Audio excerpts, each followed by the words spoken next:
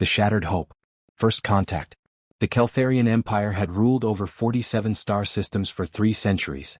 Their ships were elegant, their technology advanced, and their reputation as conquerors was carved into the history of a dozen extinct civilizations. When they arrived at the edge of human space, they did not come with weapons drawn. Instead, they sent a message that echoed across every communication channel humanity possessed. The message was simple and direct. They wanted to talk. They wanted diplomacy. They promised that violence was not their intention. Earth's leadership gathered in the Global Council chambers in Geneva. Representatives from every nation, every colony, and every settlement beyond Earth sat in those ancient halls. The debate lasted for weeks. Some voices demanded preparation for war. Others insisted that humanity should show strength through peace. The tension in the room was thick enough to cut with a blade. But in the end, the decision was made. Humanity would answer the call. They would send their best diplomat, someone who understood the weight of words and the power of patience. The chosen envoy. Ambassador Sarah Chen had spent 30 years building bridges between enemies. She had negotiated treaties between Mars colonies and Earth governments when rebellion seemed certain. She had helped broker peace between the mining corporations of the asteroid belt and the independent settlements that resisted corporate control. Her record was flawless. Her reputation was built on one simple truth. She never gave up on conversation, even when others had already reached for weapons. When the council chose her, she accepted without hesitation. Sarah stood before the cameras, her dark hair pulled back, her expression calm and steady. She wore the simple gray suit of the diplomatic corps, no medals, no decorations, just the small emblem of Earth on her collar. Her voice was clear when she spoke to the billions watching across human space. She said she believed in the power of understanding. She said that even strangers could find common ground if they were willing to listen. She said she would represent humanity with honor and return with a path forward. The shuttle that carried her into space was small and unarmed. It was a deliberate choice. Humanity wanted to show trust. The Keltharian flagship waited at the designated coordinates, a massive vessel that dwarfed any human ship ever built. Its hull was smooth and dark, like polished stone. Strange symbols glowed along its surface in colors that shifted between purple and gold. When Sarah's shuttle approached, the Keltharian ship opened a docking bay that looked like the mouth of some ancient creature.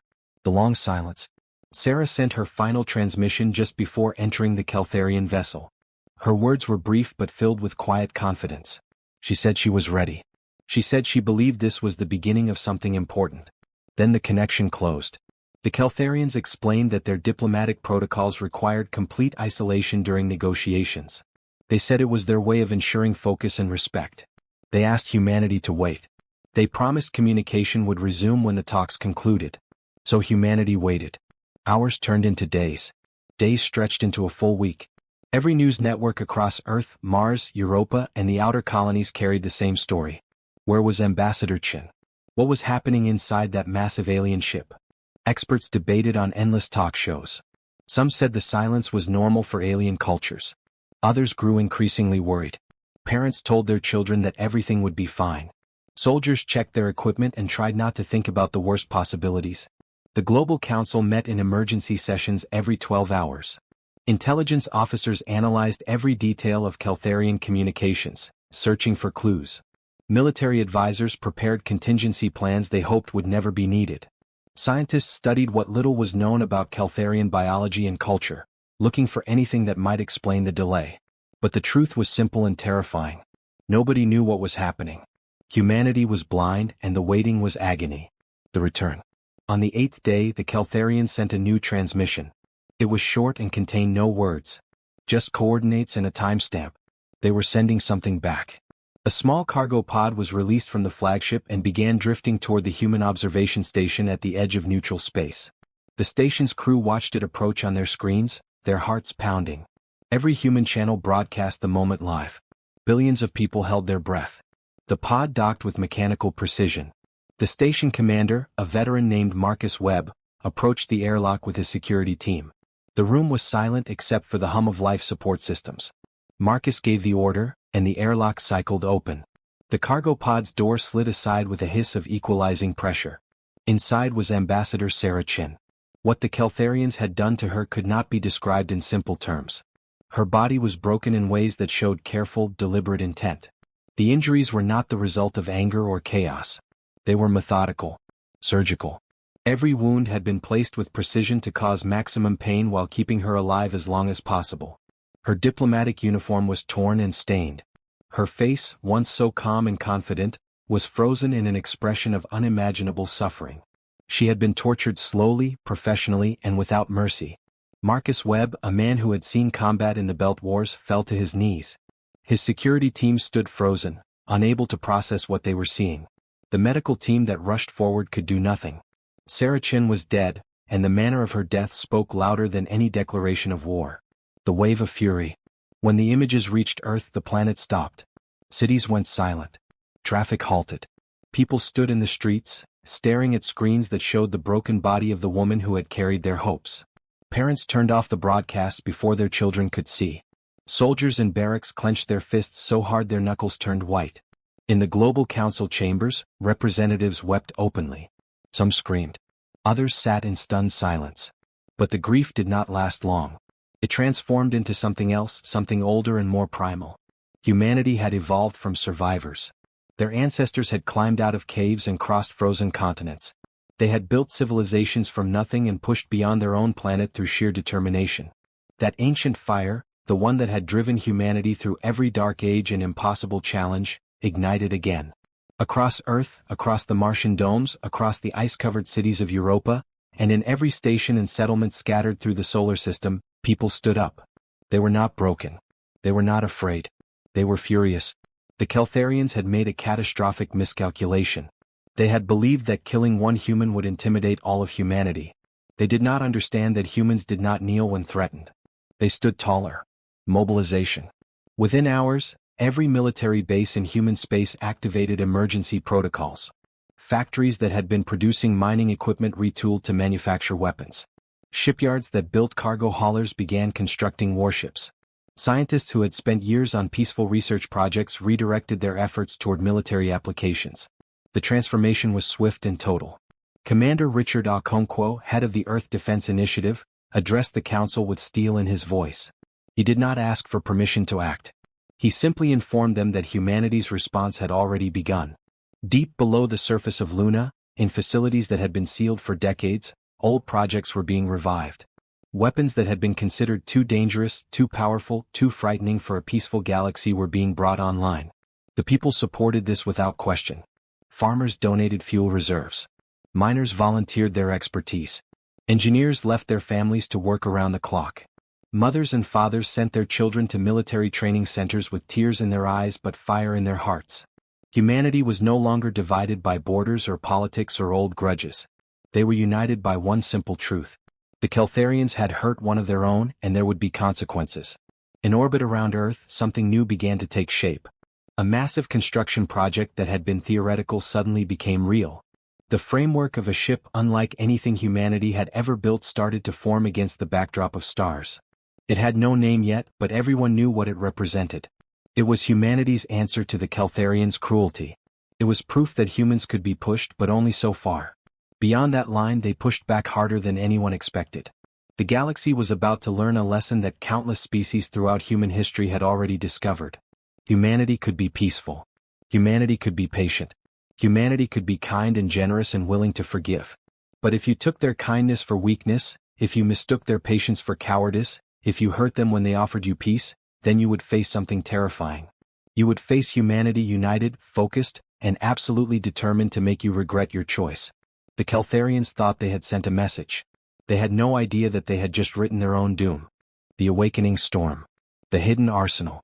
Deep beneath the lunar surface, in facilities that had been constructed during humanity's early expansion into space, ancient doors groaned open for the first time in 40 years. The Luna Deep Research Complex had been sealed by international treaty after the border conflicts of 2186. The weapons developed there had been deemed too destructive, too dangerous for a species that was still learning to live among the stars. But treaties meant nothing now. The Keltharians had changed the rules. Dr. James Okafor stood in the main control room, his weathered hands moving across holographic displays with practiced precision. He had been one of the original designers of Project Apex, humanity's attempt to create a weapon system that could defend against any threat. The project had been shut down when politicians decided that such power was too risky.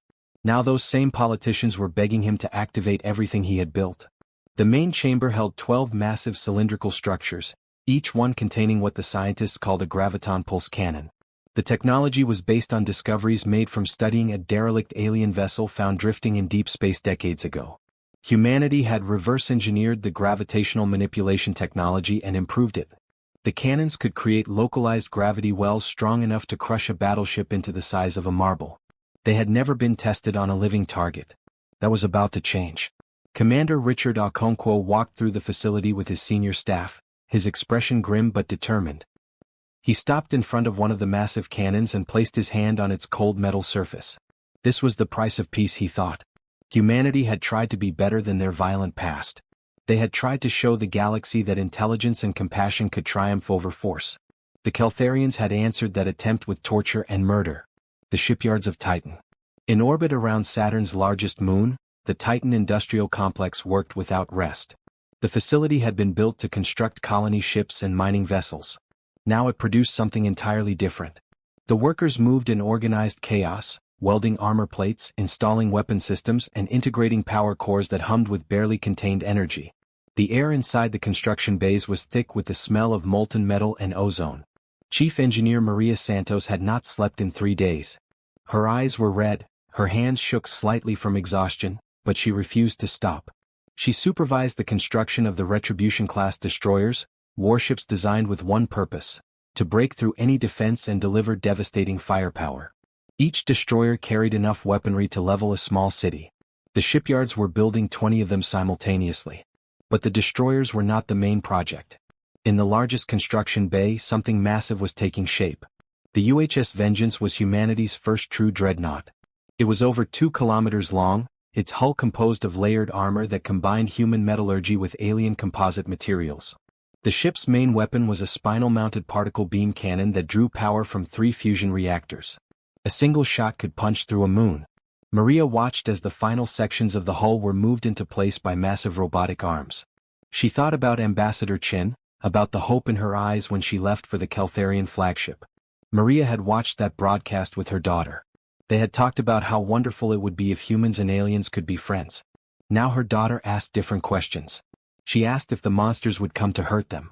Maria had promised her that humanity would protect her. This ship was part of that promise.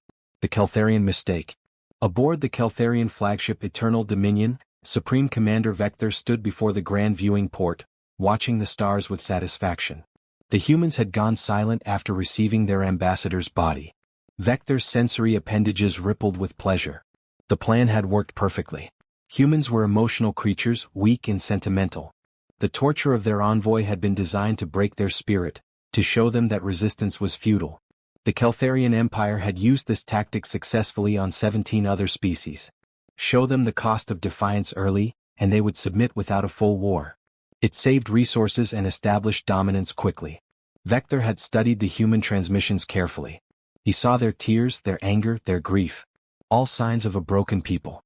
Soon they would send desperate messages begging for terms. The Empire would grant them the privilege of surrender and exploitation. His second-in-command, Commander Reldis, approached with caution.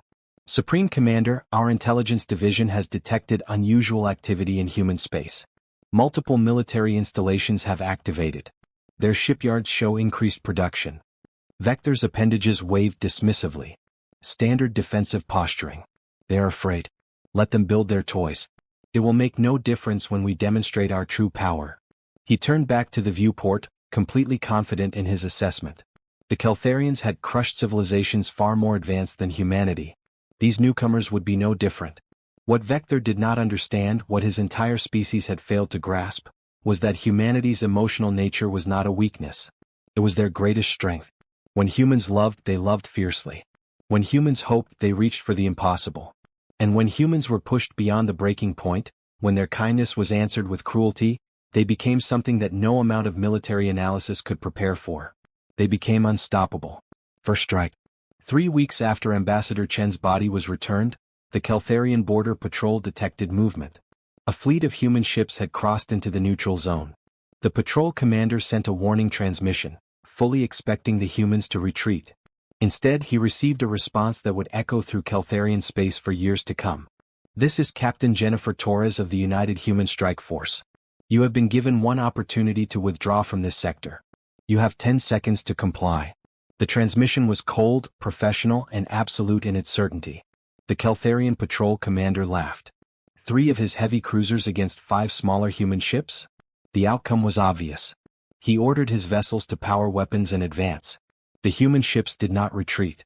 Instead, they spread into a formation that the Caltharian tactical computers did not recognize.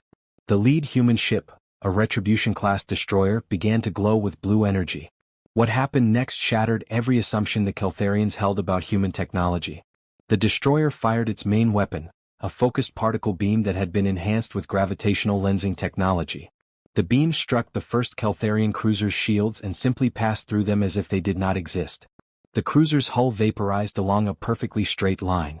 The ship broke apart in complete silence, its reactor core exploding in a flash of white light. The second cruiser attempted to fire back, but the human ships moved with impossible agility. Their engines used a propulsion system based on controlled quantum fluctuations, allowing for directional changes that defied traditional physics. The Caltharian weapons tracked empty space while the human destroyers circled like predators. 2 more particle beams lanced out. 2 more Caltharian ships died.